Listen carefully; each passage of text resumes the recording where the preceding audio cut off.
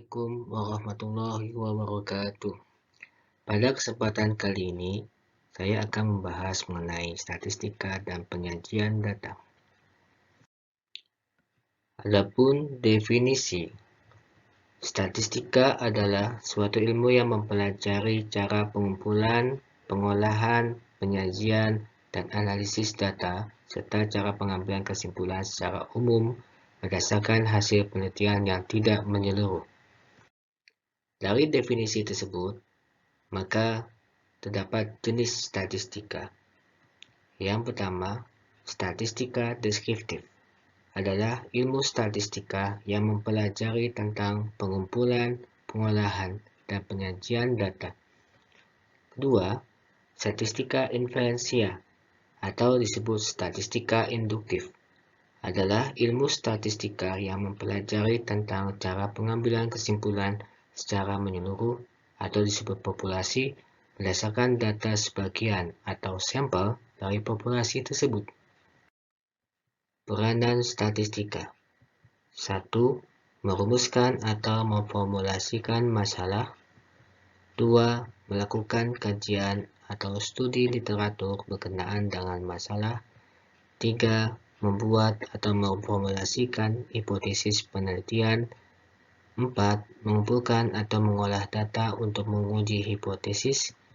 5. Menarik atau membuat kesimpulan. Sebagai contoh, tentang kredit macet, kita harus bisa membuat rumusan apa sih penyebab yang menyebabkan kredit itu macet. Setelah kita tahu rumusan masalah tersebut, maka langkah yang selanjutnya kita akan melakukan kajian. Kita ambil literatur berkaitan dengan kredit macet. Setelah kajian itu terbuat, maka yang selanjutnya kita akan membuat hipotesis penelitian.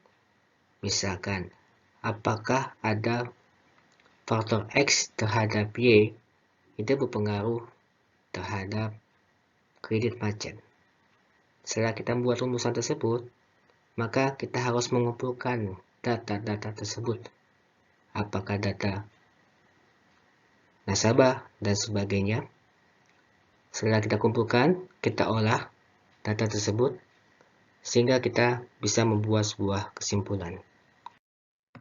Lanjut dengan tahapan statistika. Yang pertama adalah mengidentifikasi persoalan. Di sini kita harus tahu bagaimana persoalan yang akan kita identifikasi, apakah dalam bidang keuangan, bidang industri, maupun bidang iklan. Yang kedua, kita kumpulkan fakta-fakta yang ada, fakta-fakta yang terkait tentang keuangan, industri, atau yang lainnya. Ketiga, kita kumpulkan data asli yang baru. Data yang asli yang baru itu terkait dengan data yang up to date maksimal 2 atau 3 bulan atau 3 periode yang lalu. Setelah itu, kita lakukan klasifikasi data. Data itu bisa diklasifikasikan berdasarkan sumbernya dari internal maupun dari eksternal, atau berdasarkan waktu, time cost section, atau time series, itu klasifikasi datanya. Yang kelima ada penyajian data. Penyajian data itu bisa berkaitan dengan data tabel maupun dengan grafik. Terakhir, setelah kita sajikan dalam bentuk data atau tabel atau grafik, maka yang langkah selanjutnya adalah melakukan analisis data. Nah, analisa data ini bisa menggunakan uji ANOVA, uji regresi, dan lain sebagainya.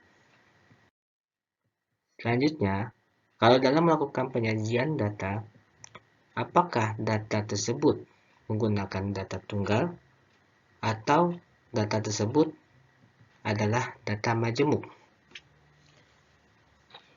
Nah, biasanya di dalam melakukan data tunggal yang tadi saya sebutkan bahwa penyajian itu hanya dalam bentuk tabel dan grafik.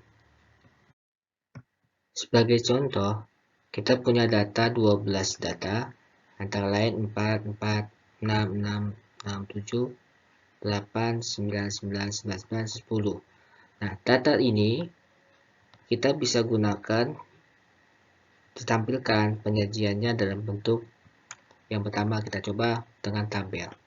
Dalam tabel ini, maka kita akan masukkan nilai data ini ada dua, antara nilai dan frekuensi. Maka akan muncul dengan tabelnya seperti ini. Ada variabel nilai 4, 6, 7, 8, 9, 10.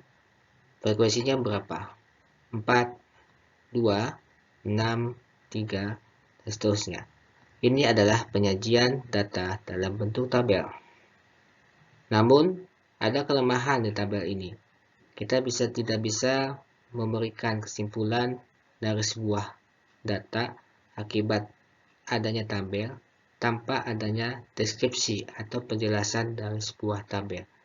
Maka, langkah kedua, untuk memperjelas hasil kesimpulan dari tabel, maka kita bisa juga membuat yang namanya adalah grafik. Nah, selanjutnya kita akan buat dalam bentuk diagram batang. Dalam diagram batang, variabel X-nya kita berupa nilai, dan variabel Y-nya adalah berupa frekuensi. Maka akan muncul data seperti ini. Nah, di sini kita akan lihat variabel X-nya. Dengan sekilas, kita bisa langsung membuat kesimpulan. Dari dapat data nilai 4, 6, 7, 8, 9, ternyata yang paling banyak mendapatkan nilai 9, yaitu dengan frekuensi 4. Nah, ini adalah diagram batang. Selanjutnya, ada jenis diagram yang selanjutnya adalah diagram pie. Nah, ini bentuknya seperti ini. Nah, ini adalah penyajian data yang bisa digunakan di dalam bentuk statistika. Sampai di sini penjelasan saya terkait statistika dan penyajian data. Kita ketemu lagi dalam kesempatan yang akan datang. Terima kasih. Assalamualaikum warahmatullahi wabarakatuh.